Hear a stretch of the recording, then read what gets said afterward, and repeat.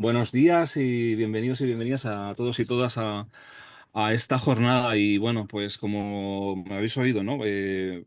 Os voy a hablar de Carlos Díaz, de la filosofía personalista de Carlos Díaz. Soy profesor de filosofía en la Universidad Complutense. Me encargo de la asignatura de antropología filosófica. Y bueno, pues tengo un libro escrito con él que se llama así, Antropología filosófica, el personalismo comunitario. Y bueno, vamos a ver si en 10 minutos puedo explicar un poco algunas ideas, ¿no? Sobre todo presentar a Carlos Díaz, que ya es conocido, pues seguramente por todos ustedes, ¿no? Pero bueno, para que conozcan algunas líneas de su pensamiento. Carlos Díaz nace en el año 1944 en Canalejas del Arroyo, en Cuenca, en España. Es una de las figuras más prolíficas y singulares del panorama filosófico contemporáneo. Autor de más de 300 libros sobre temas tan diversos como religión, anarquismo, movimiento obrero, fenomenología, personalismo, educación e historia de la filosofía, su obra ha dejado una huella profunda especialmente en la filosofía personalista. Además, su labor como traductor ha permitido que numerosas obras de destacados personalistas en francés, alemán e italiano lleguen al público hispanohablante enriqueciendo el debate filosófico. Con una disciplina de estudio admirable, ha llevado sus ideas a miles de conferencias impartidas en distintos rincones del mundo, consolidándose como un referente imprescindible en el pensamiento actual. Quienes conocen a Carlos Díaz saben que es un hombre de contrastes, amigo tanto de papas como de anarquistas, profundamente místico y al mismo tiempo revolucionario, hereje para muchos, pero siempre fiel a la fe. Su pensamiento y su vida recuerdan a la intensidad de don Miguel de Unamuno, con quien quizá más se identifique. Su trayectoria ha estado marcada por una militancia que une dos mundos en apariencia irreconciliables, el anarquismo y el cristianismo obrero. Esta posición le ha valido conflictos tanto con la jerarquía eclesiástica como con el establishment cultural. Sin embargo, su identidad es clara y rotunda. Como él mismo se define, soy un católico de los pobres de seguimiento de Jesús. El despertar intelectual y espiritual de Carlos Díaz tuvo lugar en Alemania, a donde llegó con una beca de la Fundación Oriol Urquijo. Allí se reencontró con don Marcelino Legido, sacerdote y profesor de filosofía en la Universidad de Salamanca, a quien describe como un santo y un sabio. Legido, un cura ortodoxo que eligió vivir entre los emigrantes españoles en Múnich, marcó un antes y un después en su vida. En aquel entorno multicultural de trabajadores, Carlos Díaz encontró su verdadero camino, alejándose del tomismo dominante en la Universidad Española y acercándose a un pensamiento más crítico y comprometido con la clase obrera. A su regreso a España, Marcelino lo introdujo en el cristianismo militante y en su lucha por la justicia social, hablándole de la UAC, Hermandades Obreras de Acción Católica, y de la editorial Fix, concebida para dar voz a los más desfavorecidos. Con su estilo combativo, Fix confió en Carlos Díaz para dar forma a su producción intelectual. Sin embargo, la censura franquista no tardó en ponerle trabas, convirtiéndola en una de las editoriales más perseguidas del régimen. Su amor por el anarquismo lo convirtió en uno de los mayores especialistas en el tema a nivel mundial. Soy anarquista y cristiano, afirma sin contradicciones, porque para él la militancia de Jesús y la de los anarquistas convergen en un mismo punto, la lucha por la dignidad de los oprimidos. Su obra y su vida son testimonio de un pensamiento radicalmente libre, profundamente ético y siempre al servicio de los más pobres. A finales de los años 70, Carlos Díaz atravesó una de las crisis más profundas de su vida.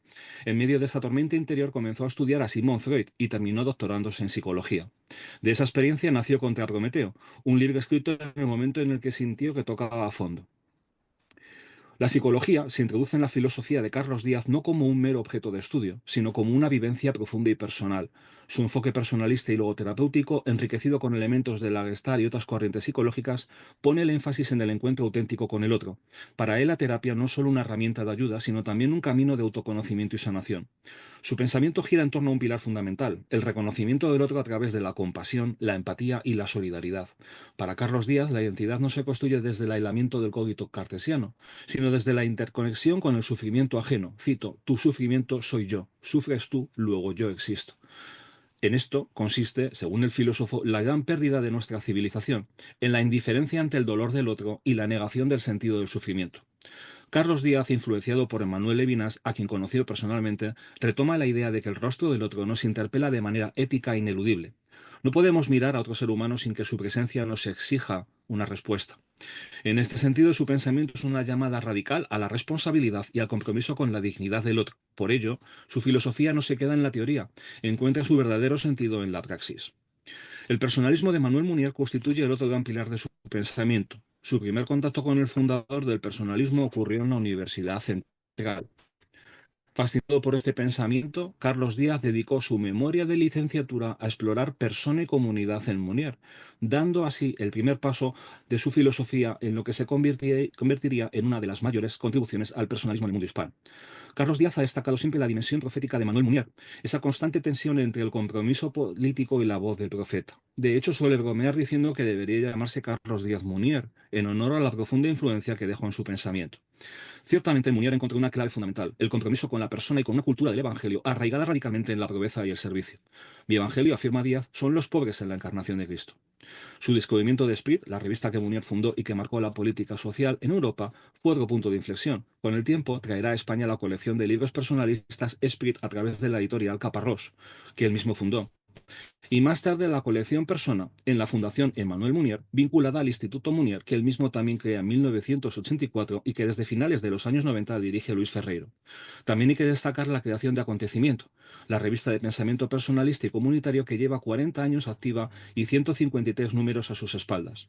En efecto, Carlos Díaz ha sido una de las figuras clave en la difusión del personalismo en el mundo hispanohablante.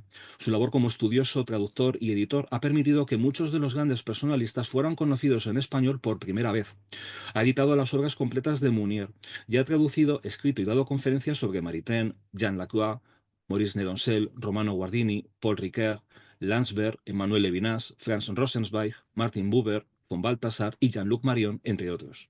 Pero su trabajo no se ha limitado a los libros, ha compartido diálogos y escenarios con algunos de ellos en congresos internacionales.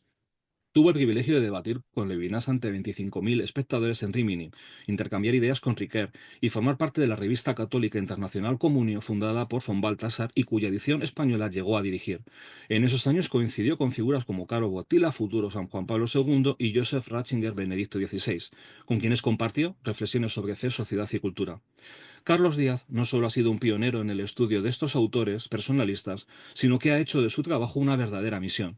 Su labor no se ha limitado al ámbito académico, sino que ha estado profundamente comprometida con la formación de personas y la difusión del pensamiento personalista en seminarios, congresos, conferencias, aulas de verano y formación de formadores tanto en España como en Latinoamérica.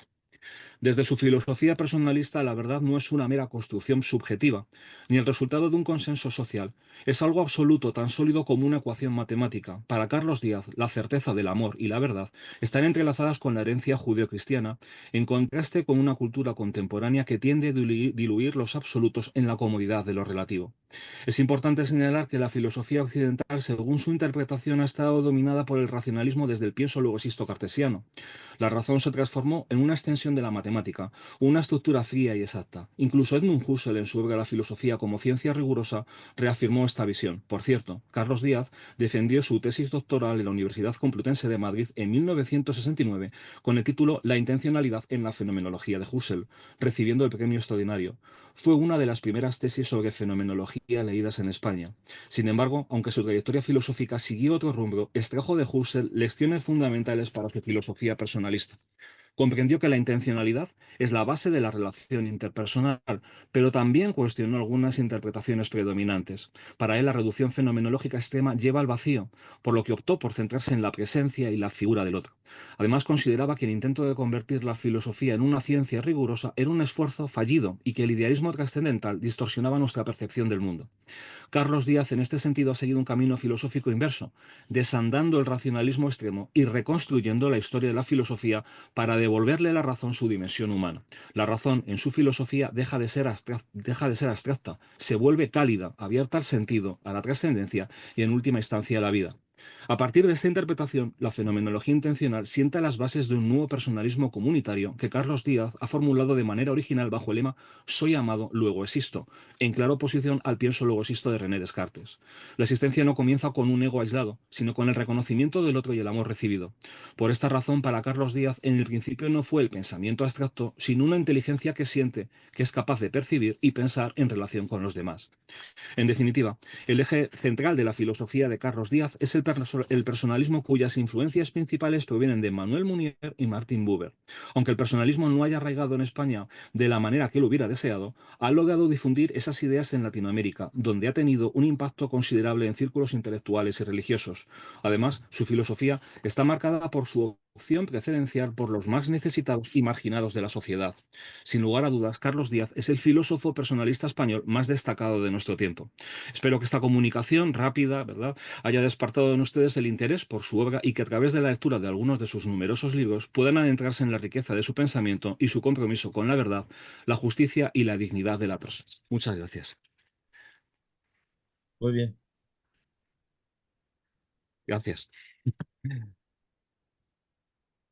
Muchas gracias, Pedro. Un Gracias. retrato muy fiel. Bueno, vosotros le conocéis mejor. Muchas gracias. Buenos días, pues creo que voy yo.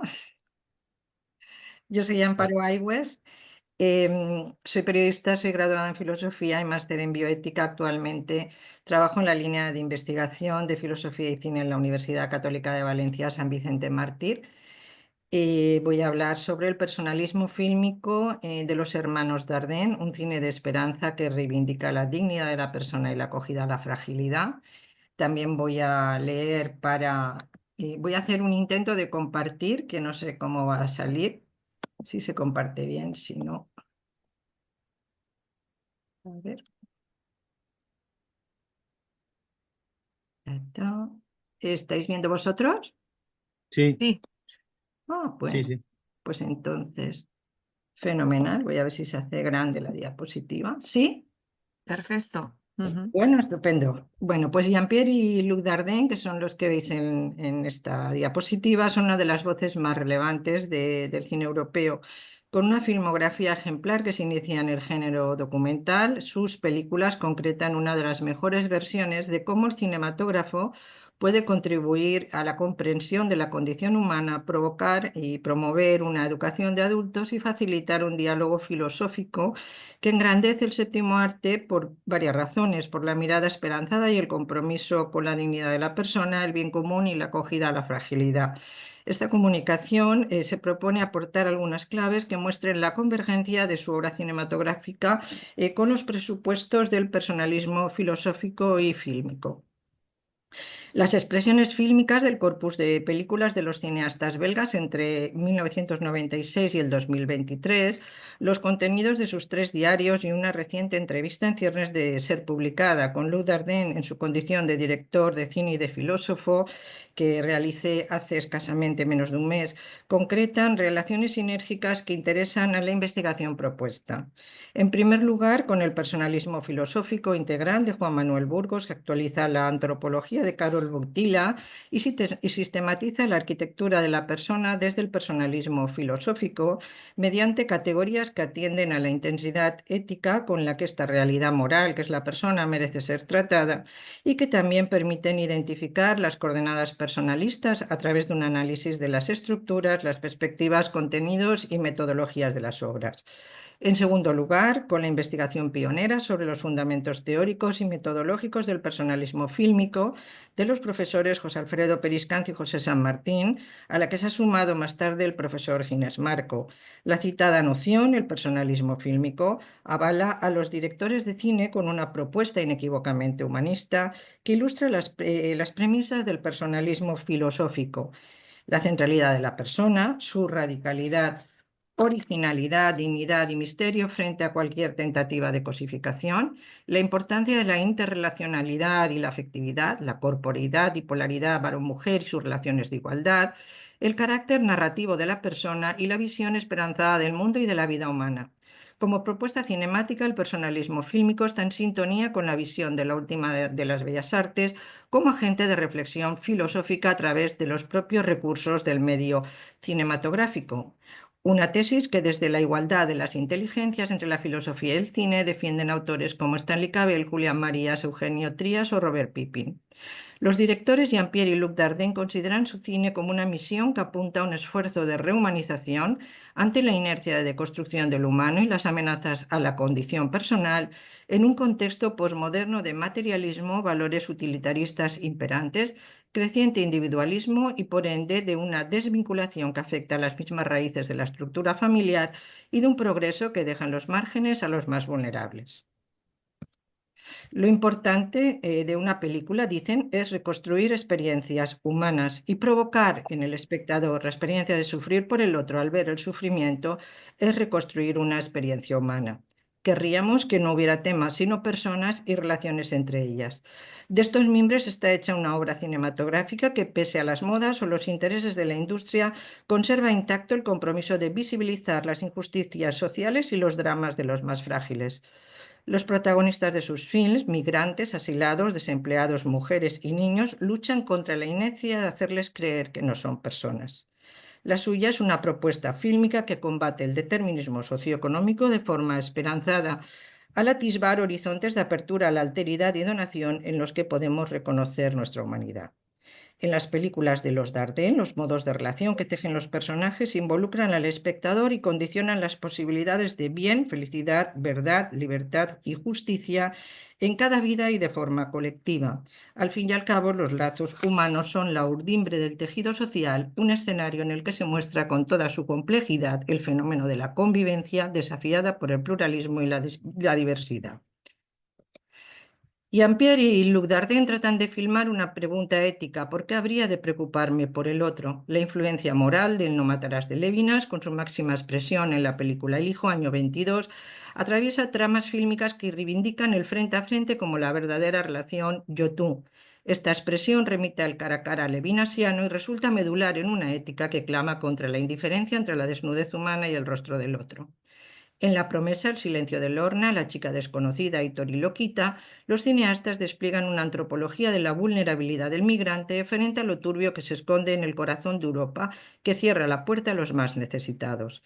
En 2 días y una noche abordan la explotación laboral y la falta de solidaridad, las dificultades de los jóvenes para abrirse camino en Rosetta, o la manipulación y la radicalización religiosa en El joven Ahmed. La familia como núcleo esencial en la construcción de la persona y las devastadoras consecuencias de una paternidad no asumida es otra preocupación que también cose sus films y de la que son ejemplos relevantes citas como El niño y El niño de la bicicleta. A veces, dice Luc y Jean-Pierre, me pregunto si el nacimiento de una familia no es una obsesión de todas nuestras películas. Mírame es la llamada que interpela a reconocer la deuda con el otro frente a la cultura del descarte, la cultura de la muerte que instaura la contradicción entre vidas sagradas e inviolables y muertes a las que se les otorga sentido político y legitimidad moral. Quizá, dicen, todas las relaciones humanas se reducen a esto: ¿me salvarías o me quitarías la vida? La culpa que interroga el corazón y la redención como un instante de libertad genuina y acción creadora que solo es posible tras hacerme cargo de la vulnerabilidad del otro son partes esenciales de sus tramas narrativas. Para los Dardenne, la disolución del sentimiento de culpa promueve la indiferencia por el otro, evita la asunción de responsabilidades y conduce al sacrificio de inocentes. Esta es una tesis con puntos de contacto con la filosofía de René Girard. En la redención hay reconciliación y apertura a algo nuevo, en sintonía con la filosofía natal de Hannah Arendt. Sucede algo que impulsa el cambio, alguien que estaba cerrado se abre gracias a otro con el que se encuentra y ese encuentro modifica y abre a la persona. Para ir concluyendo, podemos decir que el cine de los Dardenne converge con el personalismo filosófico y fílmico. Así lo demuestra tanto el estudio longitudinal de sus películas, en la que se constata que la persona es el principio inspirador y el elemento central de su antropología cinematográfica, como por el hecho de que los propios directores confirman que la persona es el fin intencional tanto en la creación como en la materialización de sus films. Al comenzar esta exposición me refería a una entrevista que en breve será publicada, de la que avanzo breves reflexiones, de Luc Dardenne que abundan en lo dicho. Filmamos personas en su individualidad como alguien único que trata de liberarse de formas de existencias de las que son prisioneros. Nuestras películas, dicen, aspiran a abrir los espíritus y los corazones. La tarea del arte es huir de aquello que nos sitúa al lado de la muerte, los celos, la envidia, la rivalidad malsana. Querer lograr algo aplastando al otro. Frente a la instrumentalización de la persona, debemos decir no. Es posible otro modo de relación que no sea la dominación del otro. Destacar que la obra de los Dardenne se deja permear por filosofías de contenido personalista como la metafísica de la esperanza de Gabriel Marcel o el concepto de Malher de Simone Weil. En cualquier caso, sus influencias filosóficas son las de pensadores críticos con la trágica humanidad del siglo XX y cuyas advertencias sobre las dramáticas consecuencias de perder los lazos humanos resultan proféticas en este siglo XXI. Concluyo, pues, con una reflexión de Jean-Pierre y Luc Dardenne en la que subyace que un ser humano siempre está en deuda con los demás y que el mal reside precisamente en no sentir esa deuda. Misión infinita, dicen, para el cineasta, hacer ser al mundo, hacer ser al hombre, viéndole y haciéndole ver. Muchas gracias por vuestra atención. Muchas gracias, Amparo. ¿Me estáis oyendo ahora?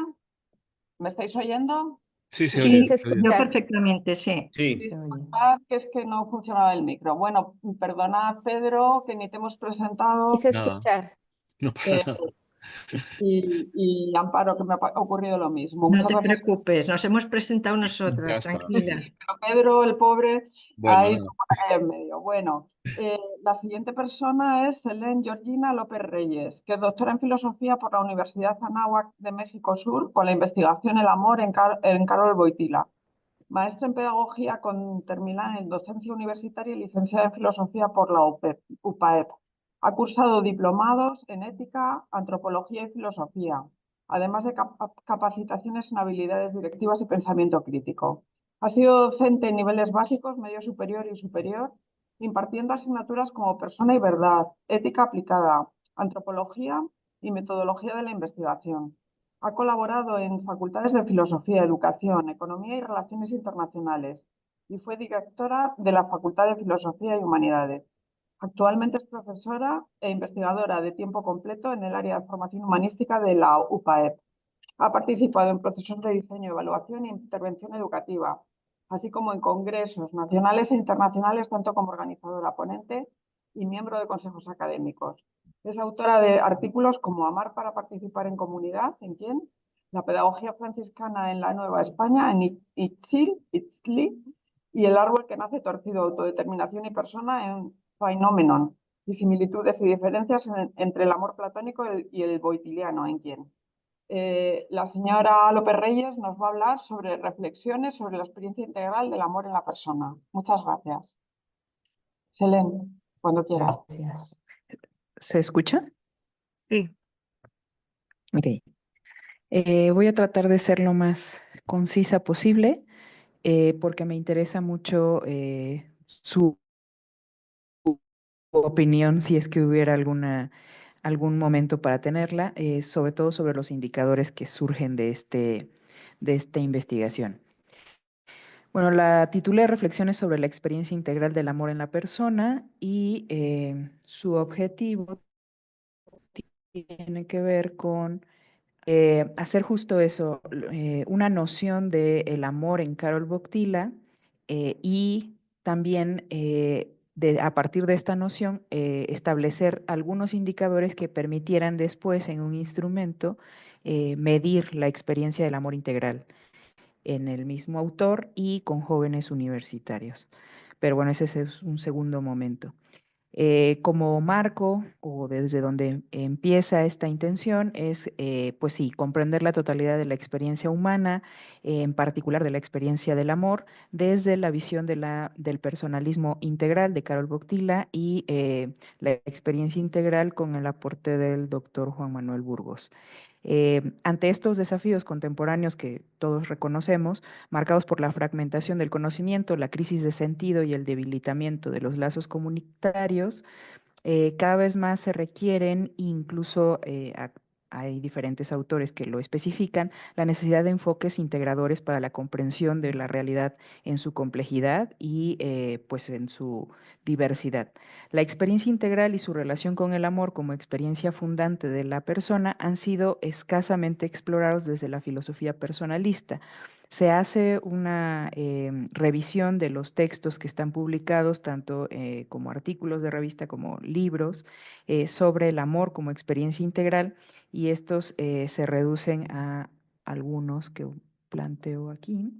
De la experiencia integral, algunos como estos, del amor en particular desde el personalismo integral, estos, y del amor como experiencia integral, ya más en concreto, pues algunos como estos. El objetivo de esta investigación es proponer una definición operativa de la experiencia integral o una noción del amor, tomando como base el análisis de las nociones experiencia integral y amor en la filosofía de Karol Wojtyla y en el personalismo integral de Juan Manuel Burgos. Esto ya que a partir de esta definición se identificarán indicadores y categorías clave para reconocer y caracterizar la experiencia integral del amor. Para esto, el marco teórico está compuesto de una revisión de la antropología de Karol Wojtyla, de la noción de amor como principio integrador de la persona y del análisis de la experiencia integral de Juan Manuel Burgos, en particular en su última obra, La fuente originaria, pero en la revisión de los textos en los que ha hablado sobre el método y sobre, en particular, el tema de la experiencia integral. La metodología, pues, es un análisis de la noción del amor y de la experiencia integral, una inducción y reducción o retorno, como lo especifica el doctor Juan Manuel Burgos, a partir de pues, elementos de la experiencia integral del amor posteriormente aplicados a la experiencia según el instrumento que se genere en los jóvenes universitarios.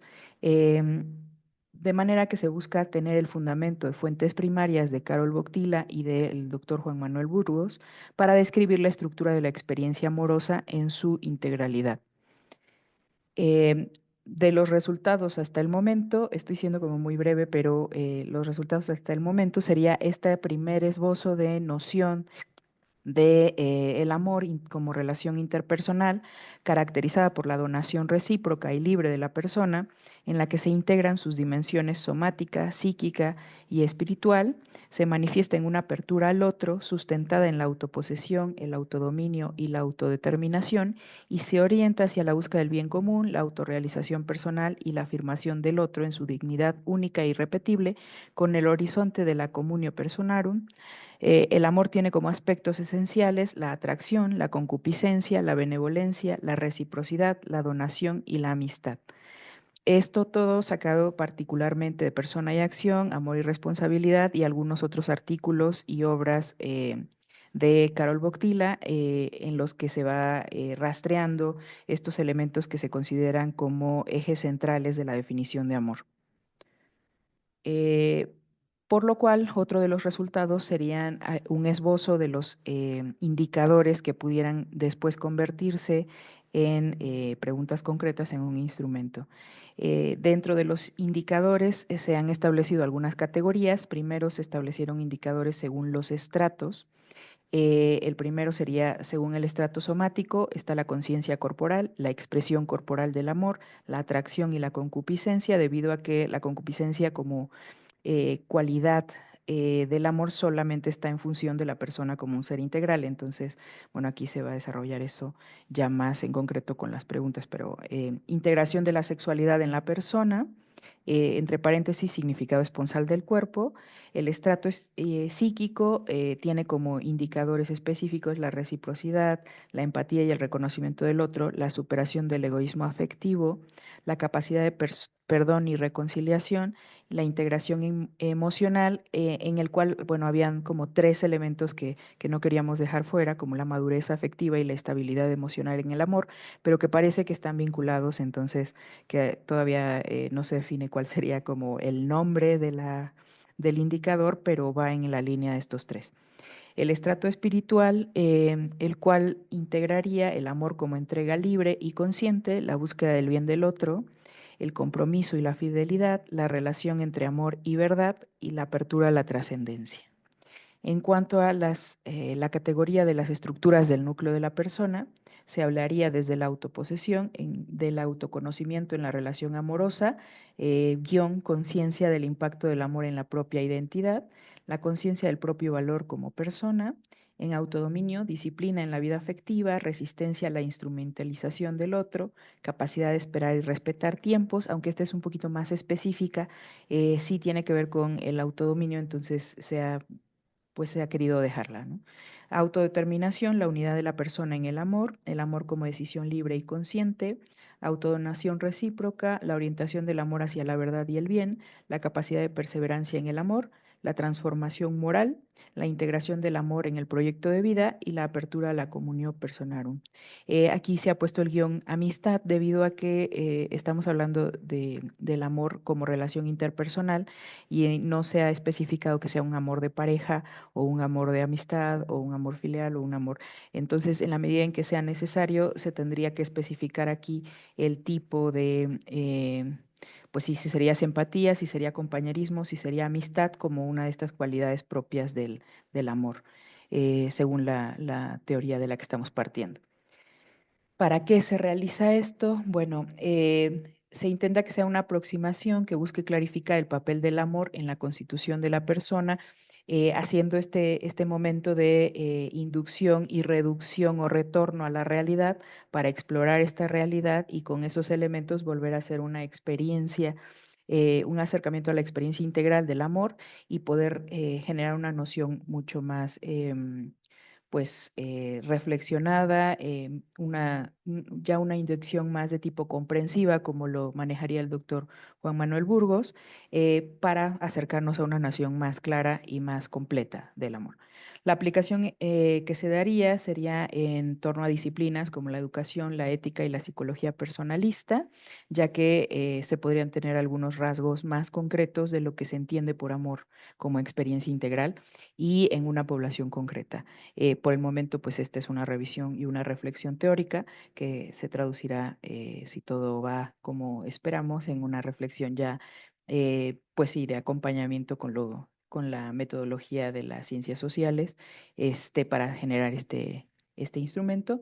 O, bueno, simplemente con la reflexión teórica también tenemos un avance de especificación del concepto, o eso esperamos. Bien. Muy bien, excelente. Muchas gracias por tu presentación. Me parece un tema muy interesante. Yo creo que lamentablemente no vamos a tener tiempo de preguntas, pero cualquiera que esté interesado, pues yo creo que nos podemos dirigir a ella incluso fuera de las jornadas. Entonces, el siguiente ponente es Antonio Manuel Lesa Domínguez, que es profesor y formador con experiencia en docencia y administración de organizaciones educativas y sociales. Actualmente es profesor de la agrupación de escuelas de Miranda do Douro, perteneciendo al claustro de profesores de la escuela agrupación. Anteriormente trabajó en varias escuelas de Portugal, incluyendo las agrupaciones de escuelas de Mogadouro, Vimioso y Penedono. Es licenciado en Teología por la Universidad Católica Portuguesa. Tiene diversos másteres en Teología y Educación. Actualmente doctorando en Innovación y Ciencias Sociales en la Escuela de Doctorado de la Universidad Pontificia de Salamanca. Y nos va a hablar de la regla de oro en Karol Wojtyła entre antropología y ética. Antonio, cuando quieras. Gracias por la presentación. Paso a leer mi comunicación. Karol Wojtyła es reconocido por sus contribuciones en la ética y la antropología, donde combinó elementos filosóficos, teológicos y éticos para abordar cuestiones fundamentales sobre la naturaleza humana y la moralidad. La síntesis entre su enfoque ético centrado en la dignidad y responsabilidad personal y su enfoque antropológico, que destaca la trascendencia de la dimensión relacional del ser humano, sitúa a Wojtyła como un referente importante en la reflexión ética y antropológica contemporánea. Su legado intelectual sigue siendo relevante en la exploración de la ética universal y en la promoción de una visión integral de la persona humana en el contexto actual.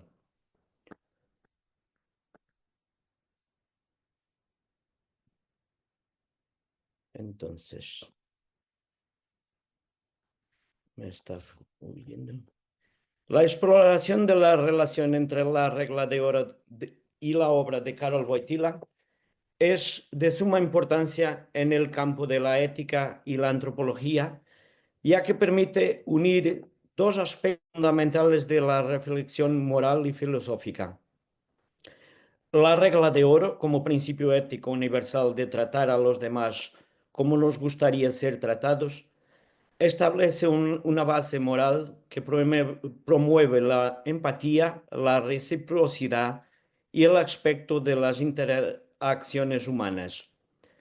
Al relacionar este principio ético con la obra de Wojtyła, se abre la puerta a una comprensión más profunda de cómo la ética personalista y la antropología centrada en la dignidad humana se entrelazan como la idea de la regla de oro. La visión de Karol Wojtyła sobre la persona como ser relacional, llamado a la responsabilidad y al amor auténtico, encuentra eco en la noción de tratar a los demás con respeto y consideración. Explorar esta relación nos permite reflexionar sobre cómo la ética de Wojtyła, fundamentada en la verdad del ser humano, se conecta con la idea de una norma universal de acción como la regla de oro. Además, analizar cómo Wojtyła aborda indirectamente este principio ético en sus escritos éticos y antropológicos nos brinda una perspectiva enriquecedora sobre la coherencia y la profundidad de su pensamiento ético. Karol Wojtyła propone una ética personalista que coloca a la persona humana en el centro de la reflexión moral, reconociendo su dignidad intrínseca. Su enfoque ético se fundamenta en la idea de que cada individuo es un fin en sí mismo, llamado a desarrollar su potencial humano de forma responsable en su relación con los demás. La responsabilidad y la libertad son aspectos claves de la ética, ya que cada persona es responsable de sus acciones y de cómo afectan a los demás. Su visión destaca la importancia de actuar de manera consciente, ética y auténtica en la toma de decisiones y en la interacción con los demás. En su enfoque antropológico, Wojtyła describe al ser humano como un ser relacional, llamado a vivir en comunión con los demás en un espíritu de amor y solidaridad. Destaca la importancia de las relaciones interpersonales auténticas y respetuosas como elemento clave del desarrollo integral del individuo y la construcción de una sociedad justa y fraterna. Integra su propuesta ética y antropológica al destacar que la forma en que nos relacionamos con los demás refleja nuestra comprensión de la dignidad humana y nuestra capacidad de actuar de manera moralmente responsable. Su enfoque ético y antropológico se complementan para ofrecer una visión integral de la persona como ser único, dotado de libertad, responsabilidad y la capacidad de amar y relacionarse con los demás. La propuesta ética y antropológica de Karol Wojtyła destaca la importancia de la dignidad humana, la responsabilidad personal y las relaciones interpersonales basadas en el amor y la comunión como pilares fundamentales de una ética auténtica y una antropología centrada en la persona. La aplicación de la regla de oro en el marco ético de Karol Wojtyła contribuye a la promoción de una ética universal que trasciende barreras culturales, sociales y religiosas, estableciendo un puente entre distintas visiones éticas y resaltando la importancia de valores compartidos de empatía, justicia y solidaridad.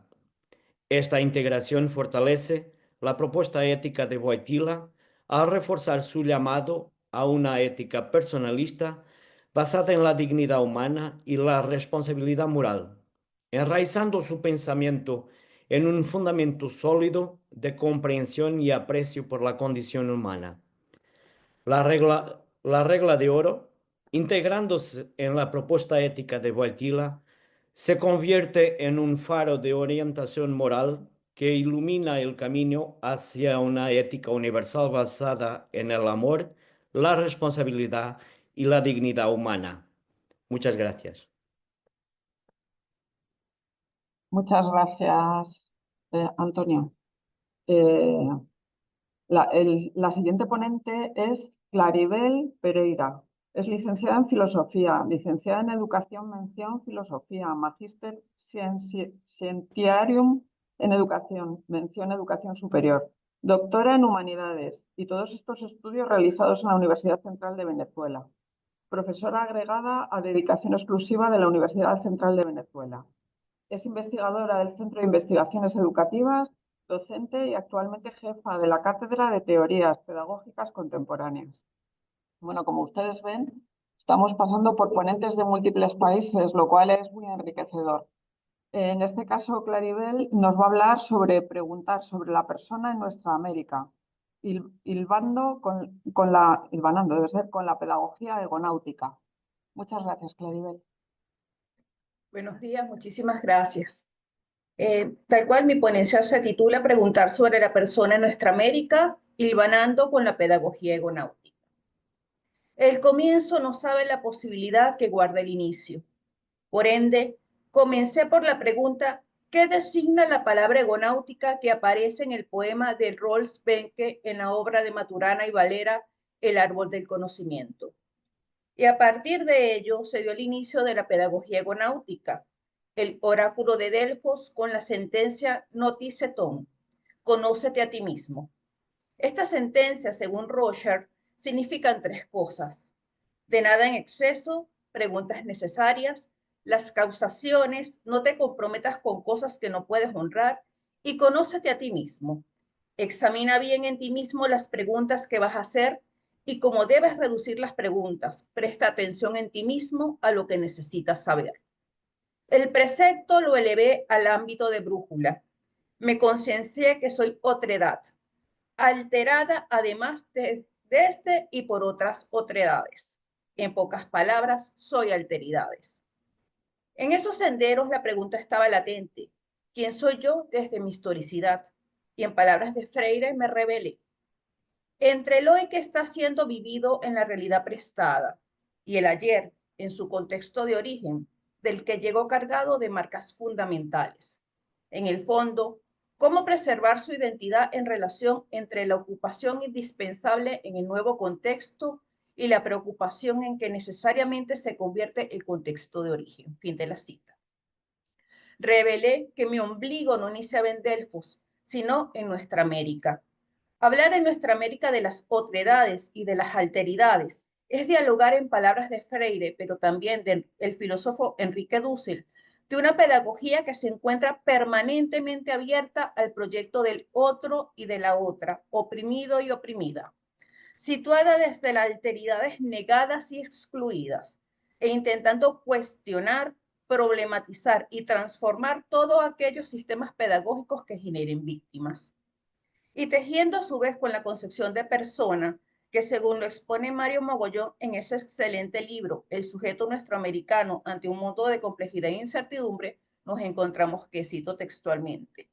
Por ello puede decirse que la crisis contemporánea es esencialmente de orden espiritual, de vaciamiento de la existencia, de la vida toda, vaciamiento del individuo, convirtiendo al individuo en sujeto sin personalidad, esto es, sin ser persona. Fin de la cita. Esta realidad llevó a que el contexto fuera mutando y transformándose en realidad es. El caleidoscopio giraba y daba otras figuras y colores al plano original. Pero la brújula ponía en pie en tierra. Examina bien en ti mismo las preguntas que vas a hacer y cómo debes reducir las preguntas. Presta atención en ti mismo a lo que necesitas saber. Necesitaba saber qué designaba egonáutica, ese término pastiché, como dice Jameson, de aquellas palabras vacías. Pedagogía egonáutica nace de empalabrar, de significar mundo en el mundanal simbólico que necesitamos para vivir culturalmente y desde donde se da el espacio de formación. Y uno de los primeros puntos axiales donde decanta la pedagogía egonáutica es saber que la pedagogía se asumió desde la fórmula freiriana expresada en su obra Pedagogía de la Autonomía. Cito textualmente. El espacio pedagógico es un texto para ser constantemente leído, interpretado, escrito y reescrito. Fin de la cita. En la medida en que me busco, en la medida en que trato de saber quién soy, me descubro otra. En realidad me desvelo. Mi nombre me descubre yo nombrada por otro o por otra. Por lo tanto, mi principio de identidad no me pertenece en principio, me es heredado. Aquí hago un juego con la palabra heredado y la divido y la hago justamente por un juego lingüístico desconstructivo del inglés hard aquí. Y hacemos este juego para colocar en evidencia dos aspectos. El geo, que tiene que ver con los senderos, caminos y maneras de hacerse justamente la investigación, y el otro que otorga la ubicación espaciotemporal de donde se está haciendo. Pero además le añadimos el prefijo ere en español, que le da la conjunción verbal transitiva, es decir, que la acción no recae directamente en el sujeto. Y el nombrarnos no es una acción propia de nosotros como sujetos, sino que viene dada por otro, el que me predica, que me apalabra pero no me empalabra. Fin de la aclaración. Este heredado ya es, cito textualmente a Derrida, una escritura de la promesa heredada, de la huella preservada, de la responsabilidad confiada. Fin de la cita. Coincidiendo así, más que con una definición o conceptualización de persona, que como bien lo señaló Munier, cito textualmente a Munier, cabría esperar que el personalismo comenzara con definir a la persona, pero solo se definen los objetos externos al hombre y que podemos poner debajo de nuestra mirada. Fin de la cita. Por ello, vamos a establecer unas palabras en común para comunicar sobre persona. Y en esto voy a tomar justamente lo que dice Stephanie Rivas, citado por Leopoldo Prieto, cuando dice que la persona es el ente que se expresa a sí mismo en el acto de comprender y querer. Y desde este punto comunicativo, eres en el momento que te nombran, de que te viven y conviven. Así es nuestra primera relación humana. Es vital antes que existencial, pero constituirá tu existencia. Nuestro nombre es simbólico, tiene significado porque se vive y se asigna políticamente. Es mundanal, representa un mundo de vida. Entonces, el nacimiento no es el inicio, es lo primero que descubre, que desvela y despliega este ir hacia la aeronáutica, en ese receptáculo que me aparta del mundo y de donde me parten y me parto y me dan al mundo en parto y en parte. Pero es mundo y aunque me aparta, me acerca a él. Mi primer contacto con el mundo es antes de existir en cuanto cuerpo palpable para el exterior, pero es vital. Y es existencial en cuanto cuerpo existente en el receptáculo, demostrable. Estos son los albores de una pedagogía que no es porque se forma en la existencia vital y personal, es acontecimiento.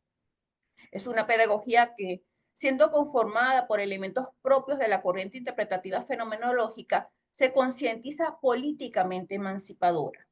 Es una pedagogía que, partiendo del yo, se concibe común y dat. En pocas palabras, un nodo conceptual que se da en torno a aquello que abarca la pedagogía egonáutica es que es una pedagogía experiencial. No puede, por ende, definirse a priori. Por el contrario, depende del acontecimiento y de la corporeidad para mentarse, para decirse. Y su formación es una formación maculada, porque es una formación que, mirando y reconociendo a la condición humana, respeta e interactúa con el otro y conlleva la transformación de ambos. Coincidiendo con Martin Buber, donde la relación yo-tú, ninguno de ellos es un adjetivo, no es un adyacere, no es meramente justapuesto, sino pronombres personales, es decir, pronombres en favor personal recíproco. La persona se va dando de un yo a un nosotros, pero sin olvidar que a esto hay que tenerle siempre presente el contexto del lugar de enunciación, nuestra América. Entonces, ¿por qué persona y no individuo o sujeto o humano o colectivo? Porque hasta ahora ha aparecido el prosopón como máscara, como pastiché. Es frágil, débil, quebradiza, no suena duro. No aparece como rostro. La persona es a partir de Munier, quien tendrá gran influencia en autores de nuestra América como Freire, Faes-Borda. Es un término de crisis. Una crisis que se denota por la alienación del mal uso de la técnica y el sujeto diluido en esta realidad. Hablar de persona implica comprender un inconveniente que nos acaece. Como conseguimos obstáculos en la vida, queremos reducir todo a lo que Gabriel Marcel denominó problemas. ¿Y qué es para Marcel un problema en el orden de la persona? Es algo que tiene una solución técnica para siempre. Esto conduce al peligro de la objetivación de uno mismo. Ya no es el otro que me objetiviza, soy yo. Yo me asumo solo como alguien que se entiende como cuerpo y en situación que se me cure, es decir, no soy corporeidad. Pedagógicamente, esto trae una coletilla porque se adjudica que todo problema tiene una solución técnica, obviando así los enigmas o misterios de la existencia, el misterio propio de la persona.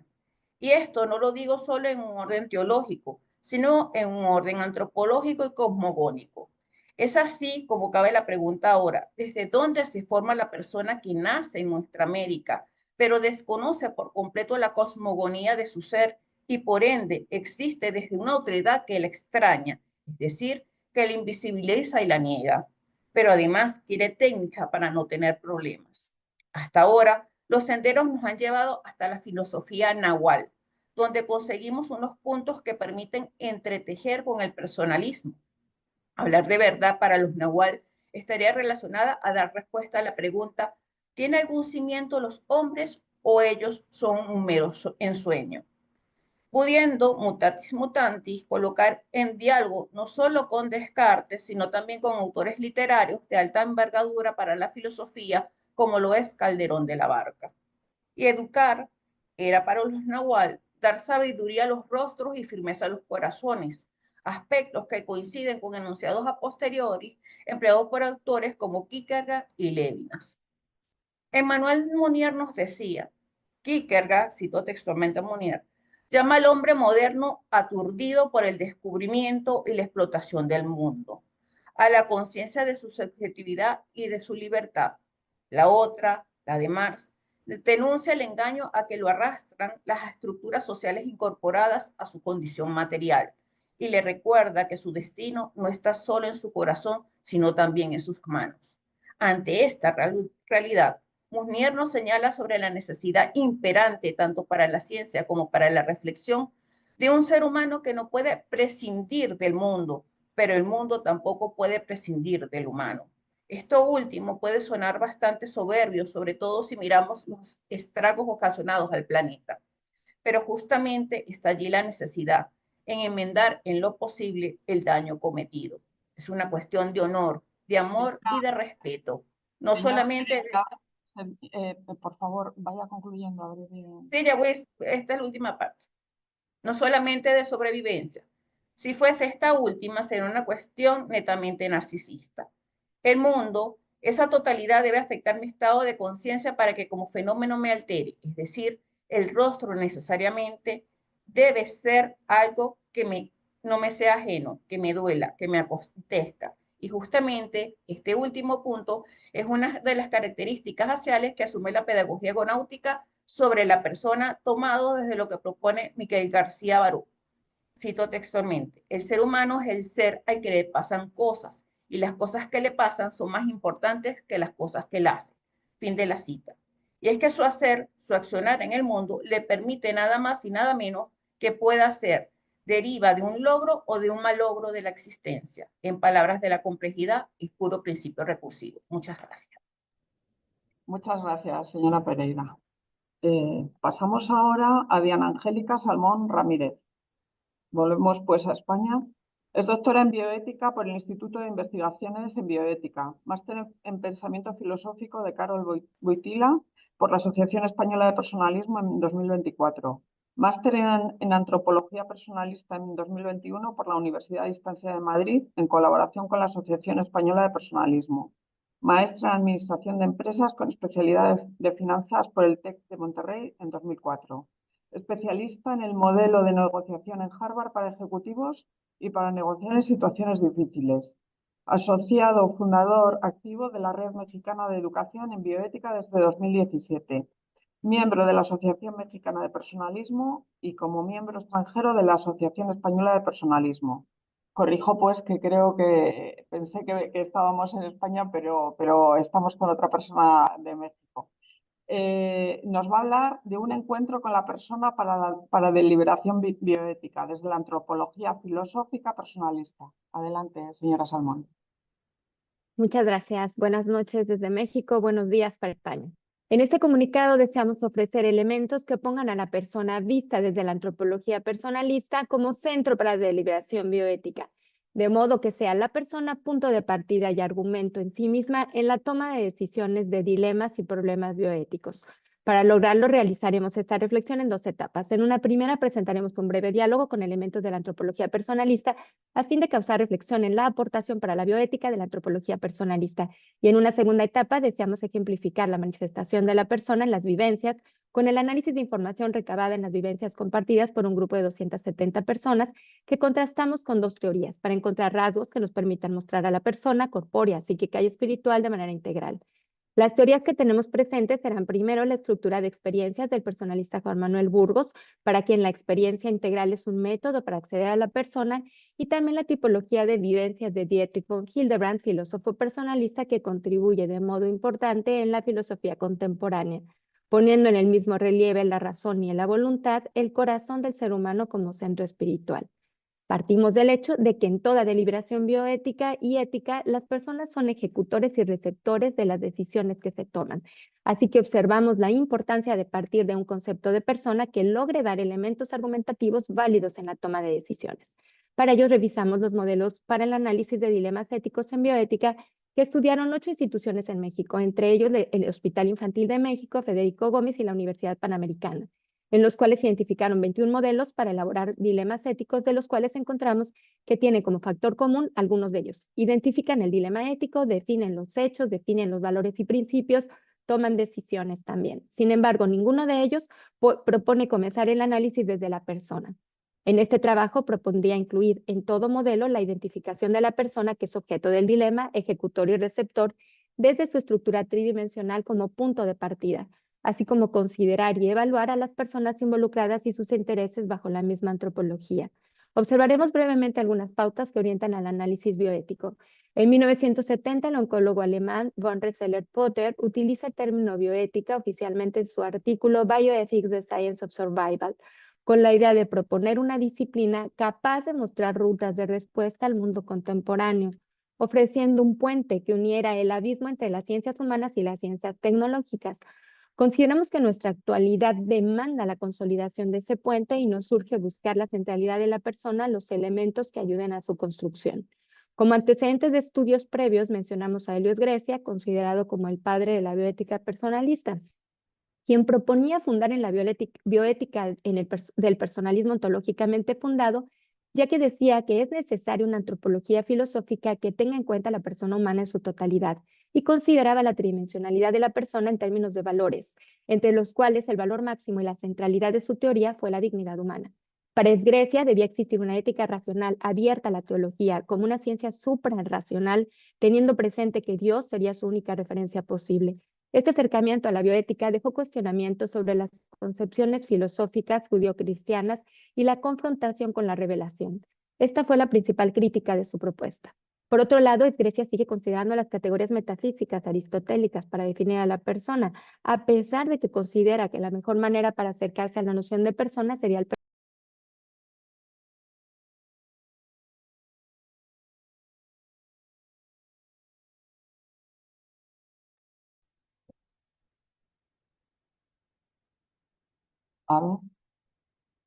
Sí. Diana, no te estamos oyendo, Diana. Diana, estás en mute. Diana, estás en mute, sí. Disculpe, y continúo donde me quedé. Ni modo. La actualidad presenta un reto mucho más exigente para la bioética. Hablábamos del filósofo que propuso la bioética personalista, que fue Helios Grecia. Pero la actualidad presenta un reto mucho más exigente para la bioética, que desde 1995 va a ampliar su objeto material en todas las dimensiones morales, incluyendo los aspectos sociales, ambientales y decisiones políticas de la ética médica.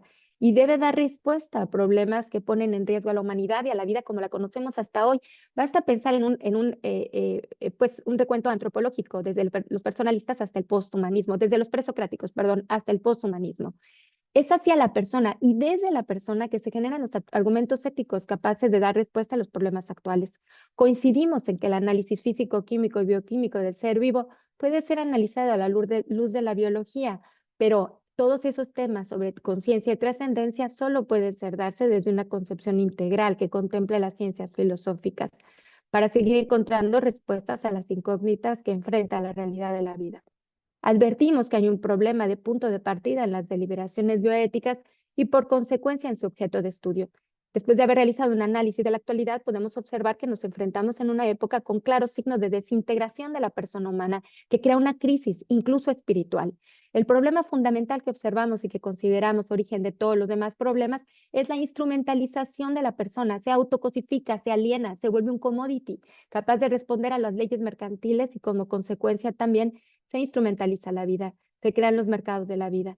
Seller consideraba que existen tres diferentes formas de ver al hombre, desde su perspectiva judio-cristiana, desde la filosofía griega, desde una define a la persona. La tercera sería la teoría de evolución de Darwin, y él añade una definición como centros de actos espirituales. Nosotros consideramos que cualquier deliberación bioética tendría argumentos muy distintos al partir de un concepto distinto, a hacerlo desde la concepción de la persona bajo una antropología personalista, que considera todas las dimensiones y lo hace imposible de fraccionar o de cosificar. Nos interesa en particular evocar la dimensión espiritual y reconocer su complejidad de estudio, ya que consideramos que ha sido la afectividad la dimensión que ha quedado más olvidada y por consiguiente el motivo principal de fractura, de desintegración del conocimiento de la persona. Observamos todo lo anterior de lo teórico ahora a lo práctico. Edmund Husserl afirma que somos capaces de alcanzar el mundo de la vida, refiriéndose con esto a aquel entretejido de vivencias en el que nos encontramos que supone nuestra relación con las cosas y las personas, y creemos que las ciencias deberían considerarlo.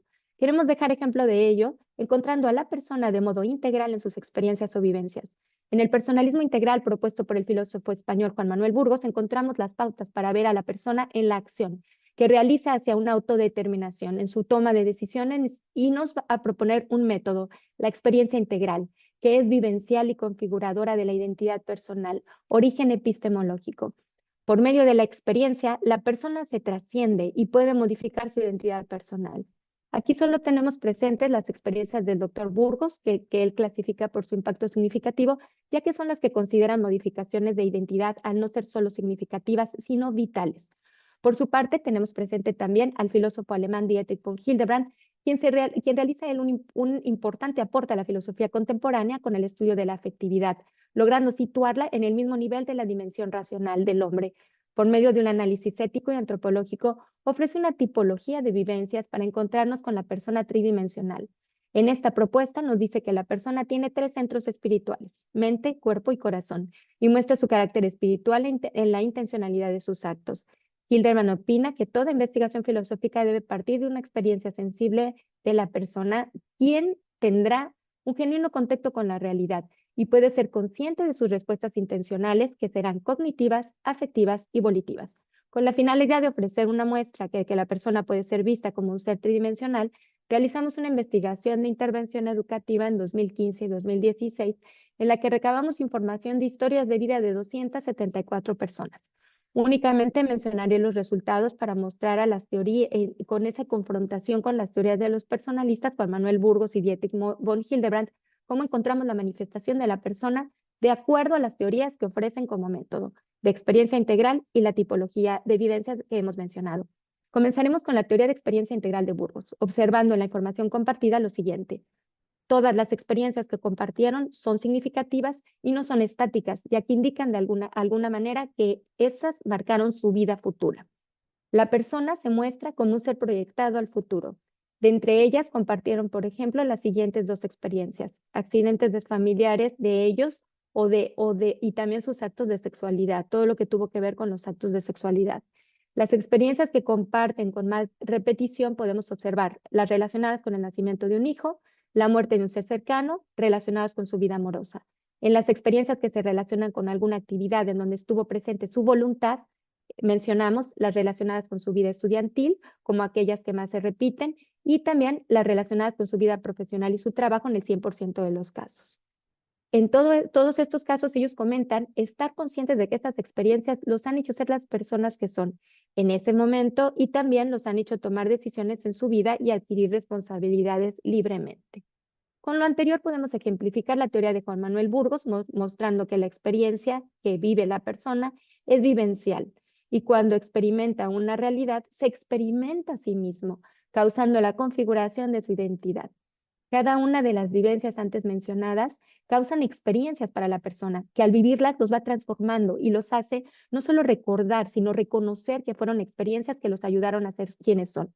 Esto nos ayuda a confirmar la teoría de Burgos en cuanto a que las experiencias son configuradoras. También advertimos en las vivencias mencionadas la participación de otras personas, lo que nos muestra que la persona se interrelaciona. En palabras del filósofo, la persona es un ser digno de sí mismo, pero necesita entregarse a los demás para lograr su perfección. Con esto podemos concluir que las personas muestran su autodeterminación en las vivencias y en ello se perfeccionan. Teniendo en cuenta la tipología de vivencias de von Hildebrand, podemos decir que se identifica el carácter tridimensional en la intencionalidad de las respuestas que dan las personas a sus vivencias en lo siguiente: en que las experiencias compartidas en cada una de esas vivencias tienen un objeto intencional, ya que en todas las vivencias enunciadas se hace referencia a otras personas como un ser querido, familiares, hijo o un ser cercano. Y en otra también es que podemos encontrar la voluntad como respuesta volitiva y la afectividad en cada una de ellas.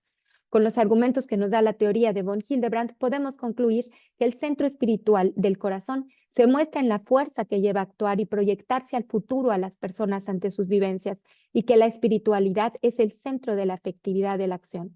En todos los casos tendrá presente a otra persona como objeto de su acto intencional. Consideramos que a partir de esto podremos elaborar futuras investigaciones para buscar el grado de consecuencias que puede causar esta dimensión personal en la toma de decisiones. De ese modo, podemos encontrar la manifestación de la persona, quien se manifiesta en las experiencias vividas. Concluimos que con este comunicado queremos mostrarles la importancia de partir del conocimiento integral de la persona para el estudio de la bioética.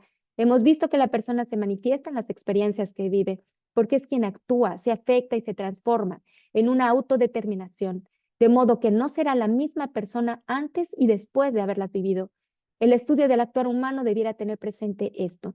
Los acontecimientos de la vida que aborda la bioética, como la muerte o el nacimiento, por ejemplo, no pueden comprenderse de modo aislado, sino desde la persona quien experimenta el nacimiento de alguien o la muerte de alguien. Asimismo, alguien quien es capaz de tomar decisiones con responsabilidad por su propia naturaleza es la persona. Hemos querido dejar así las bases epistemológicas que lleven a la comprensión de la persona en todas sus dimensiones y la reconozcan como punto de partida para abordar problemas o dilemas éticos y bioéticos con base en la antropología personalista. Muchas gracias. Muchas gracias, señora Salmón. Muy bien. Estamos teniendo una mañana muy interesante y además muy multinacional, como están viendo ustedes. El siguiente ponente es Juan de Dios Smith Senabre. Es licenciado en Ingeniería de Diseño Industrial y de Desarrollo de Productos, máster en Ciencias del Matrimonio y de la Familia, máster en Filosofía y Religión según Joseph Ratzinger y estudiante de Filosofía. Nos va a hablar del tema la humildad como virtud necesaria para una historia de amor conyugal. Algunas reflexiones desde el pensamiento católico. Adelante, señor Smith. Muy bien, pues confirmo que se me escucha y que se puede ver la pantalla que estoy compartiendo. Perfecto. Muy bien, pues la comunicación tiene por título La humildad como virtud necesaria para una historia de amor conyugal y, como se ha dicho, se va a tratar de reflexionar desde el punto de vista eminentemente católico. Bien, la génesis un poco de esta comunicación se produce en el máster de Matrimonio y Familia en la Universidad Católica de Valencia, en la cual se estudia un poco toda la teología del cuerpo desarrollada por Juan Pablo II, es decir, Karol Wojtyła. Entonces, pues bueno, esto es mi TFDM adaptado un poco a comunicación. Entonces, el objetivo principal es averiguar por qué la humildad es una virtud necesaria para vivir una historia de amor conyugal. Y bueno, pues también hay una serie de objetivos específicos que pasan por introducirnos en la dinámica del amor conyugal y del matrimonio cristiano, contemplar la amistad entre los cónyuges como unión entre ellos y averiguar qué es la humildad y qué influencia tiene realmente o puede tener en la vida del matrimonio. Bien, pues para entender toda la comunicación, que va a ser muy breve, espero, hay dos conceptos que son clave. El primero, evidentemente, es la humildad, que es una virtud, sobre todo esto se ve más claramente en el pensamiento católico y a veces no tanto en la filosofía contemporánea, pero bueno, como estamos en el pensamiento católico, es una virtud que decía Santo Tomás que es el cimiento de la vida espiritual. También San Agustín decía que era la virtud que servía para evitar la hinchazón de la soberbia. Por otra parte, Juan Pablo I, en el inicio de su pontificado, la primera audiencia que tuvo, la dedicó a tratar la gran virtud de la humildad, que según él era la virtud que a todos nos toca, ¿no? Por otra parte, Karol Wojtyła, que es un autor personalista por excelencia, ¿no? Decía que es la clave para la paz interior y la verdadera unidad en el matrimonio. Este es uno de los conceptos clave. El otro es, sin duda, el amor conyugal, que se entiende como una historia interpersonal que se desarrolla por etapas, ¿no? Está el enamoramiento, después se va cogiendo confianza y llega hasta una fase en la que pues ya se espera, ¿no? Que el matrimonio se iba de ancianos, ¿no? Y, tiene sus distintas etapas que Benedicto XVI en su encíclica Deus Caritas Est decía que pasa por una etapa de Dodin, es decir, un amor inseguro, que está todavía en ciernes y no está todavía confirmado, pero que la idea es que llegue a ser amor agape, que es un amor que da Dios y que es el verdadero descubrimiento del otro. Entonces, en este sentido, el matrimonio cristiano se puede concebir como un matrimonio de tres, ¿no? En el que están los dos esposos y Dios. Bien, dentro de toda esta dinámica de la humildad es fundamental la amistad, ¿no? En primer lugar, la amistad entre los esposos. ¿Por qué? Porque la amistad permite que se desarrolle el denominado ordo amoris agustiniano, ¿no? Y además, para que se dé la amistad es necesaria la virtud de la humildad, porque uno ha de poder reconocer al otro y reconocer lo que le dice al otro, ¿no? La amistad es lo que permite un amor total de persona a persona, decía Pablo VI, y mediante la humildad, como decía, se puede vivir verdaderamente la amistad. Si no, es totalmente imposible, ¿no? Decía Aristóteles que para que hubiese verdadera amistad tenía que haber benevolencia, trato íntimo y simetría. De hecho, él decía que no se podía ser amigo de Dios. Sin embargo, la novedad cristiana es lo que dice el Evangelio, ¿no? No os llamo ya siervos, sino amigos. Al producirse la encarnación, es posible la verdadera amistad con Dios, que como dice San Agustín, exige ser el primero en todos los amores de la persona.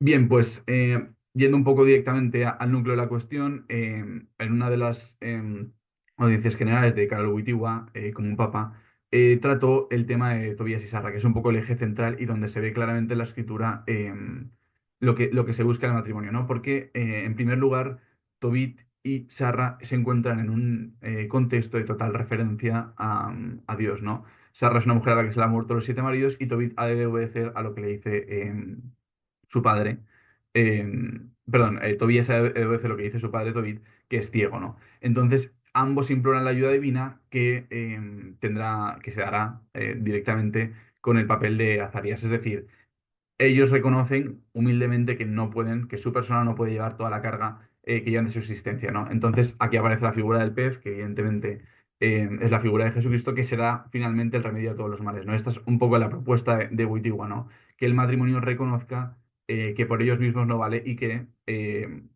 acepten humildemente obedecer las instrucciones que les proporciona Dios a lo largo de su historia.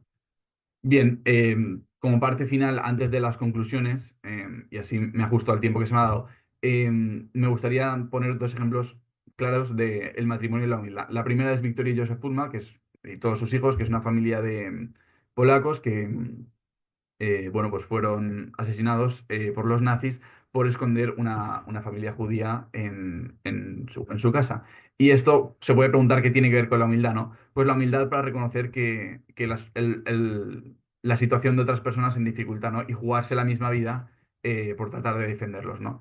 Y por otra parte, viendo que esta comunicación trata del pensamiento cristiano, María y José, la Sagrada Familia de Nazaret, siempre ha sido propuesto como modelo de humildad, como familia donde se puede desarrollar verdaderamente la persona, como matrimonio que realmente da la vida por sus hijos. Y bueno, pues finalmente las conclusiones de un poco todo lo dicho es que la humildad realmente en el matrimonio es fundamental porque permite la permeabilidad de la acción de Dios, es decir, esto no es solo fundamental en la vida matrimonial, sino en la vida cristiana en sí. O sea, uno cuando es humilde puede permitir que Dios actúe en su persona. Por otra parte, permite poder seguir a Jesucristo, como hemos dicho, la humildad permite la amistad y la primera amistad para para el pensamiento católico, ya decía San Agustín que en el Ordo Amoris el primero tiene que estar Dios para que el resto de las cosas tenga todo su orden. Además, permite vivir en la realidad porque elimina la hinchazón de la soberbia, permite ajustarse a la realidad de cada uno, algo fundamental, ¿no? Porque así uno no pretende alcanzar metas que no deben de, que son inalcanzables para él y pueden vivir conforme a lo que Dios quiere para cada uno. Y por otra parte, permite que el matrimonio sea total, fiel, exclusivo y fecundo, que es como expresa Pablo VI la concepción real del matrimonio católico, ¿no? Que los esposos se conviertan verdaderamente en un solo corazón y en una sola alma y juntos alcancen su perfección humana. Con lo cual, pues queda demostrado que la humildad, que es una virtud a veces denostada hoy en día en la filosofía contemporánea, desde el pensamiento católico siempre ha sido trabajada por grandes autores como San Gregorio, Santo Tomás, San Agustín, etcétera, incluso el Magisterio Pontificio reciente, y es una virtud fundamental a la hora de vivir no solo ya en el matrimonio, que es el génesis de esta cuestión, sino en la vida cristiana, porque permite reconocer realmente al resto de personas. Y bueno, pues eso es todo por mi parte. Muchas gracias, señor Smith. Yo no soy filósofa, pero llevo 35 años casada y doy fe que la humildad, cuando todo el mundo dice lo de la comunicación, pues comunicar desde la soberbia no soluciona No, no los funciona. problemas, eso está claro. Así que estoy muy de acuerdo con lo que ha dicho. Muchas Muchas gracias. gracias. Muy bien. La siguiente ponente es María Idoia Zorroza. Es licenciada en Filosofía y doctora en Filosofía por la Universidad de Navarra, con una tesis titulada La fuga de la mediación, construcción zubiriana de un nuevo realismo, en el 2001, acreditada como profesora titular por la NECA en 2015 con 2 sexenios de investigación. Ha impartido docencia en la Universidad de Navarra y las universidades de Piura, Santo Toribio de Mogrovejo en Perú y Strathmore University en Kenia. Actualmente es profesora en las Facultades de Filosofía y Educación en la Universidad Pontificia de Salamanca, donde imparte asignaturas de grado y posgrado. Se ha especializado en Historia del Pensamiento Español. Perdón, estaba viendo que tenía cortado el vídeo. Del pensamiento español, desarrollando su investigación entre el pensamiento clásico de los siglos XV al XVII y la filosofía contemporánea. Es autora de libros, artículos y capítulos de libros como La filosofía de lo real, en Xavier Zubiri en 2003, La prosecución realista del conocer humano, Xavier Zubiri y Leonardo Polo en 2015, Dos caminos del objeto a la realidad, Xavier Zubiri y Leonardo Polo en 2005, Antropología y dominio, relectura de una cuestión en Francisco de Vitoria y Xavier Zubiri en 2011, Sustantividad, apertura, dominio y trascendencia, la antropología de Xavier Zubiri en 2007 y la persona y su carácter religado según Xavier Zubiri en 2006. Nos va a hablar de la regla de oro en el pensamiento de Xavier Zubiri. Adelante, señora Zorroza. Muchas gracias a todos. ¿Se me oye? Perfecto, muchas gracias a los organizadores por esta posibilidad. Voy a intentar ser lo más sintética posible para aprovechar al máximo el tiempo que se ha entregado. La crisis de la modernidad puso en entredicho principalmente el carácter trascendental. Se realiza la normatividad trascendente en cuanto abstracta, pero ya se había criticado y se daba por bloqueada la posibilidad de una naturaleza universal y teleológica, como señala Conil, en cuanto las antiguas fórmulas, apoyadas en una ley natural, habían permitido una dimensión ética compartida y hoy quedaban definitivamente disueltas, ¿no? Sin fundamento en esa pretensión normativa de la ética. Por eso, en un mundo cada vez más multicultural y globalizado, la necesidad de contar con espacios de acción compartidos vuelve a traer el problema fundamental el problema de fundamentar la ética desde espacios tan universales como diversos. Como señala McIntyre, en nuestra sociedad los ácidos del individualismo han corroído nuestras estructuras morales tanto para bien como para mal. Pero además no vivimos con la herencia de una, sino de varias moralidades. Y no puede esperarse que encontremos en nuestra sociedad un conjunto único de conceptos morales. De ahí el atractivo de poder apoyarse y subrayar el valor de las constantes éticas que atraviesan las distintas formulaciones éticas y religiosas en cuanto supone haber encontrado un punto de partida con los que configurar un constructo ético superador. Es el caso de la reflexión contemporánea a la denominada regla de oro o Golden Rule, tal como se nombró a partir del siglo XVII, una formulación que se ha considerado principio moral universal y a la que los filósofos de nuestro momento están volviendo para fundamentar las bases de una ética compartida en este mundo globalizado. No veo pertinente presentar a Javier Zubiri, un autor sobradamente conocido y especialmente por sus aportaciones a la metafísica y teoría del conocimiento o noología. Como subrayan sus estudiosos, no obstante lo poco que tiene elaborado de su concepción ética, es uno de los pensadores más interesantes del panorama intelectual y que más han influido en una larga serie de representantes de la disciplina ética y no solamente antropológica. Podríamos señalar, por ejemplo, Aranguren, Ellacuría, Conil, Ferrer y otros tantos, ¿no? Y lo es porque en Zubiri nos encontramos una dimensión que en algunos foros se ha denominado protomoral o moral como estructura, descubriendo obligaciones universales desde el dinamismo de las estructuras humanas. En esta revisión y enriquecimiento del concepto de naturaleza humana y persona a nivel metafísico, señala Conil, puede darse hoy asiento a una universalidad ética tal como está buscada en la actualidad. Para ello, Zubiri, aquí solo nos da tiempo a anunciar las líneas principales, comienza por incorporar la acción ética en una estructura constitutiva del sujeto personal. Es decir, en primer lugar, lo ético no es el carácter que cobran algunos actos humanos, sino lo que tienen en cuanto reflejan la estructura del ser humano. Es decir, el hombre es ya y siempre una realidad moral previamente a la determinación de un acto como correcto o incorrecto, bueno o malo. Como expresa Zubiri sobre el hombre, no es moral lo que no puede ser universalizado. Obviamente, esta moral como estructura está en la base de una forma distinta de atender a la moral como contenido que se puede determinar después y también la moral como actitud, que son elementos que orientan la acción práctica y que son objeto de una dimensión diferenciada. En segundo lugar, decimos que es ético y no meramente natural o físico o biológico porque procede de una constitución que es abierta, inacabada, podríamos decir que es inconclusa biológicamente y que justamente está en la realidad habiéndose con ella, descubriendo en ella posibilidades entre las que selecciona y al hacerlo realiza algo y se realiza en esa realidad, en orden a la realización personal. En el tener que hacer su vida, la vida como quehacer, se revela que debe conducir y conducirse en su vida de manera activa, como autor y no solamente como actor. La acción queda fuera de un esquema causal eficiente para plantearse desde una perspectiva de la obligación, porque la ética es el logro de la sustantividad humana integral y plenaria. La felicidad, según señala Urbano Ferrer, se pone en Zubiri a nivel de la persona y no a nivel de la naturaleza.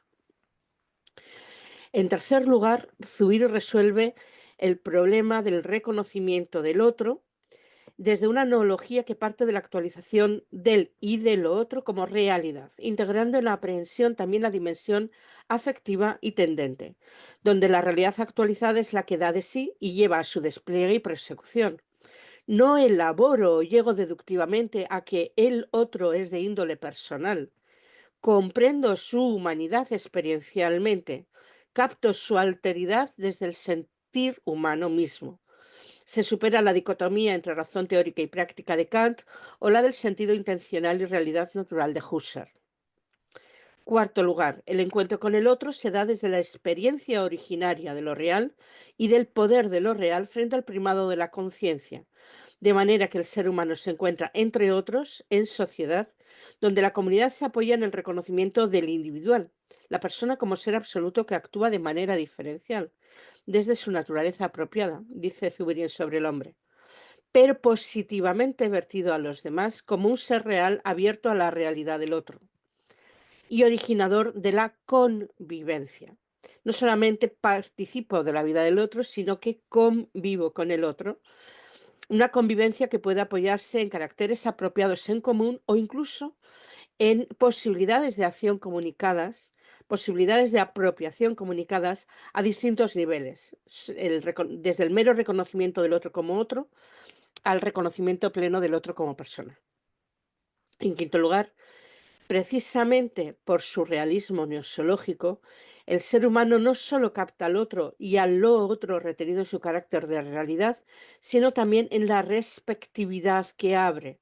De manera que en el reconocimiento de esa dinámica respectiva es donde se encuentra el reconocimiento de lo que es la acción de vida y del bien y el mal que surgen en esas respectividades o relaciones entre personas y realidades. Perdón, vamos a tener una pequeña interrupción. Bien, para concluir y atenerme al tiempo lo máximo posible, gracias a ello se pueden entender los intereses y categorías desde la perspectiva del otro, lo que da lugar a la relación interpersonal en sentido pleno. Muchísimas gracias. Muchas gracias, señora Zorroza. La última ponente se trata de Isabel Samuel Vilánculo, que al hallarse en Mozambique hemos tenido problemas para recibir la grabación de su conferencia y entonces en su lugar la va a leer Luis Ferreiro. Se va a modificar y Luis Ferreiro, el presidente del Instituto Emmanuel Munier de España, pues nos va a hacer la presentación. En principio hay que hacer, Luis, que quería, ¿coges tú el control? Un momento,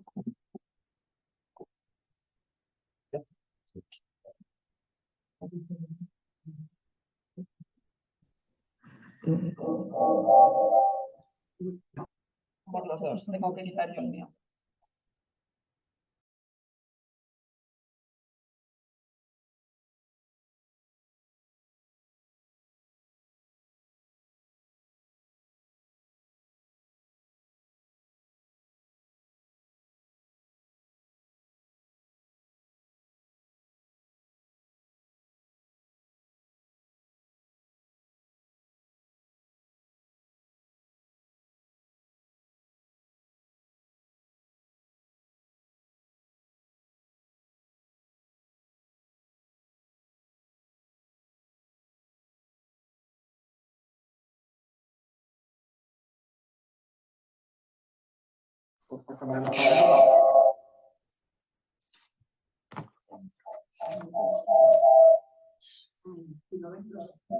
Sí, es que...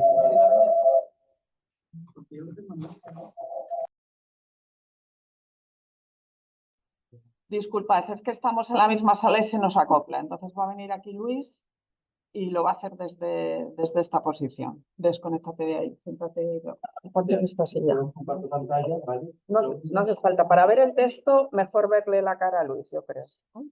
Yo creo que sí. Gracias, Luis. Buenos días. Por desgracia no hemos logrado obtener el vídeo que nos iban a mandar porque Mozambique es un país con graves problemas de tipo social y económico y sus redes electrónicas pues son muy débiles. En estos momentos es un tiempo en que hay vendavales, lluvia, etcétera, y se corta la comunicación. Entonces, como teníamos su ponencia, pues vamos a intentar resumirla un poco.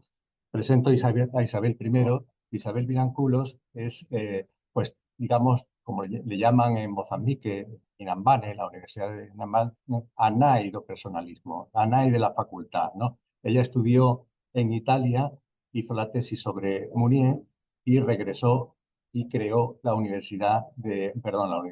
la Facultad de Filosofía de Inhambane, al norte de Maputo.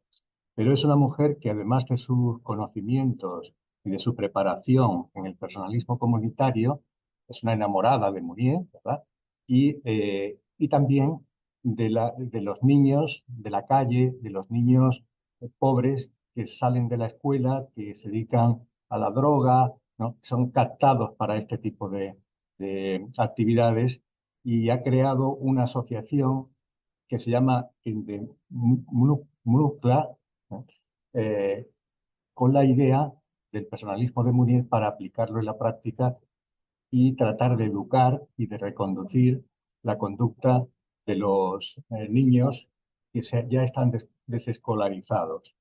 Entonces, su ponencia se titula El personalismo de Manuel Munier como alternativa para la educación y la transformación social en Mozambique, el caso de la asociación Kendele Muka. Bueno, el artículo que manda pues hace una introducción a la filosofía de Mounier, luego baja hacia la idea de educación de Mounier y por tanto voy a cortar por el tiempo y voy a empezar por la parte que habla de la pedagogía de Mounier. Leo. Pedagogía de Mounier. A pesar de que se discute tanto atribuir a Mounier el título de pedagogo, teniendo en cuenta que no desarrolló específicamente una pedagogía en su pensamiento, él, en todo su pensamiento antropológico, social, político y revolucionario, centrado en la persona, demostró en todas las líneas la importancia de la educación para la persona. Una persona comunitaria con valores y responsabilidad. Persona comprometida en la construcción y transformación personal y social, habiendo elegido todo esto para vivir en primera persona. Educator vivendo et educator qui in prima persona. Porque la pedagogía personalista está preñada y fundada en principios cristianos. Mounier denunció la educación neutral, utilitarista y positivista. Por esta razón, Mounier, preocupado por la educación de la persona como ciudadano que habita la ciudad, como persona en la vida privada, pedagógicamente dejó claros los principios de una educación personalista, del despertar, y también las instrucciones educativas para la vida privada, enunciando para una ciudad que quiere favorecer el crecimiento de la persona, así como para una ciudad que quiera servirse de la persona para la finalidad de la infancia.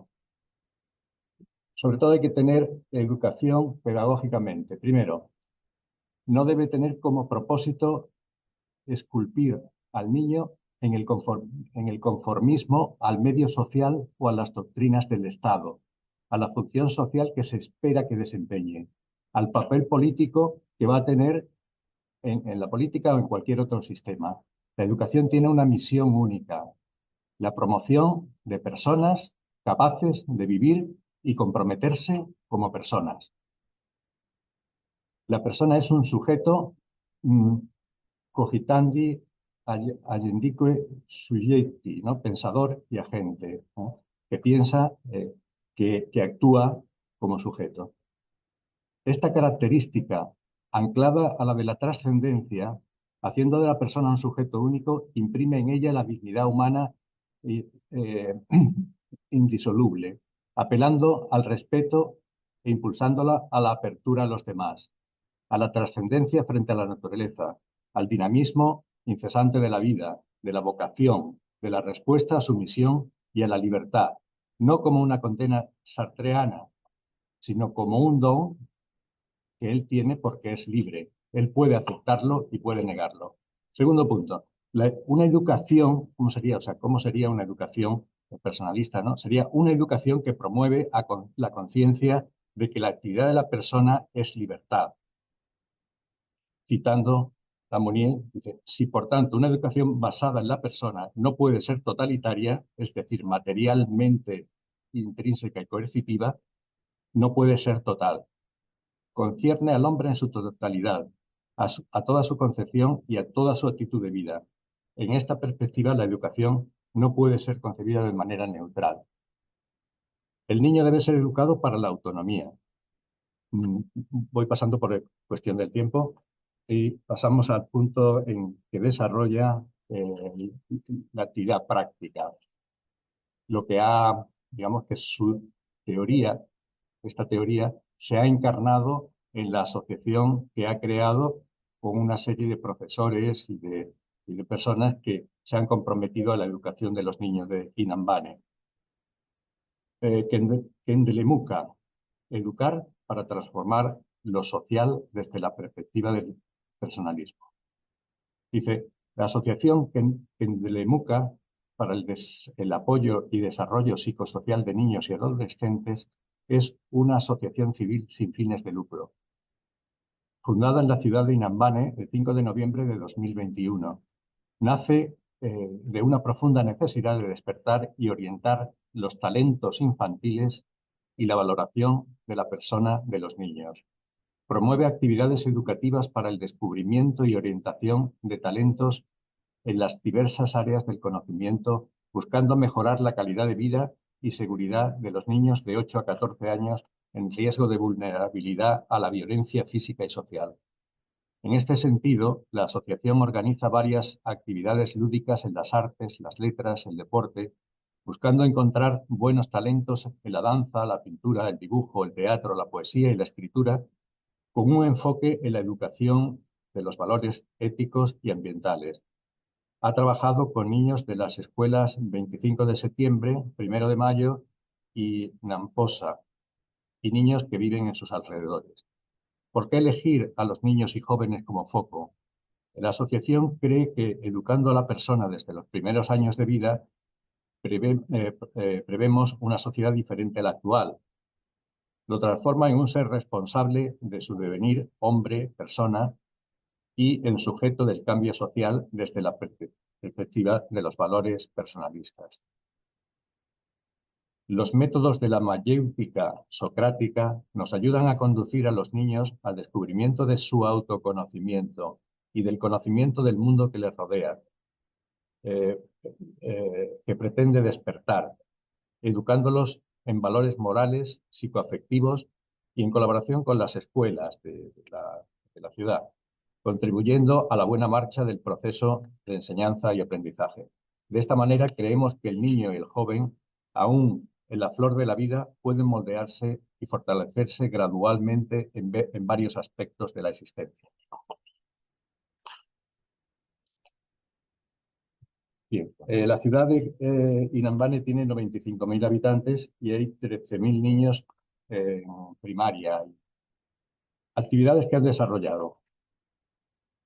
Se desarrollaron varias actividades desde el principio con mesas redondas sobre educación de valores éticos y ambientales, danza, teatro, fútbol, lecturas y escrituras, poesía, dibujo y pintura para cerca de 250 niños durante 4 meses. Ciertamente estas actividades contribuyeron mucho a la mejora socioeducativa y cognitiva de los niños, despertando además de los talentos, la autoestima, el aprecio personal y la apertura a la convivencia con los demás. Daré un ejemplo de al menos una de las actividades y describiré su significado para mostrar cómo su desarrollo contribuye y se abre. Vale, sí. El ejemplo del teatro. Como forma de expresión artística y cultural desempeña un papel clave en la sociedad. Su importancia se puede destacar por varias razones, ya que el teatro permite abordar temas sociales y políticos de manera creativa, brindando un espacio para la reflexión y la crítica constructiva. A través de las obras teatrales es posible explorar temas relevantes y sensibilizar al público sobre cuestiones que afectan a la sociedad. Desempeña un papel importante en la sociedad como forma de expresión artística y cultural, uniendo a las personas y estimulándolas a la reflexión. Cada actividad tiene sus características que contribuyen a la lucha contra lo que quita la dignidad de la persona y a la construcción de una sociedad humana y humanizada. Como conclusión, y conscientes de que el objeto de nuestra reflexión, por su naturaleza, es complejo, acabamos con una sensación de sed aún por explorar para adentrarnos en la profundidad de su misterio y demostrar nuestro límite. Voy a saltar una cita que hace de Riquet, que trata sobre si el personalismo ha muerto, pero vive la persona. Respecto a ello, dice ella, con esto queremos afirmar que el personalismo de Mounier aún no está muerto. Está vigente, especialmente aquí en Mozambique, donde estamos asistiendo a una gran violación de los derechos humanos y de la dignidad de las personas. Nos llama a una responsabilidad activa y creemos que trabajando con el niño desde pequeño podemos sembrar la semilla del amor por sí mismo, por los demás y por el mundo donde vive y construiremos un mundo mejor. Muchas Muchas gracias. Muchas gracias. A ver, esta era la última ponencia. Les quiero hacer un par de comentarios. Recordarles que todas las sesiones, incluso las que no se han podido ver bien ayer, están grabadas, están a su disposición. Que como ha habido sesiones paralelas, les recomiendo que se conecten a las grabaciones para que puedan escuchar las otras comunicaciones a las que no han podido asistir porque estaban en esta sesión, evidentemente. Ahora mismo vamos a hacer un pequeño descanso y a partir de las 11 nos volveremos a conectar en la sesión principal. el enlace está en la última nota que se envió. No sé si es la de disculpa o la de correcciones. En la última tienen que ver el enlace de la última de las notas. No vayan al enlace de la primera, ¿de acuerdo? Y bueno, pues muchísimas gracias a todos. La verdad es que me han sorprendido las comunicaciones por lo interesantes y por lo variadas. Y estamos muy contentos de la convocatoria que hemos tenido para hacer estas primeras jornadas. Rogamos de nuevo su comprensión respecto sobre todo a los problemas técnicos y muchas gracias. Ahora seguimos en la sesión principal. Gracias a todos. Muchas gracias. Adiós. Muchas gracias.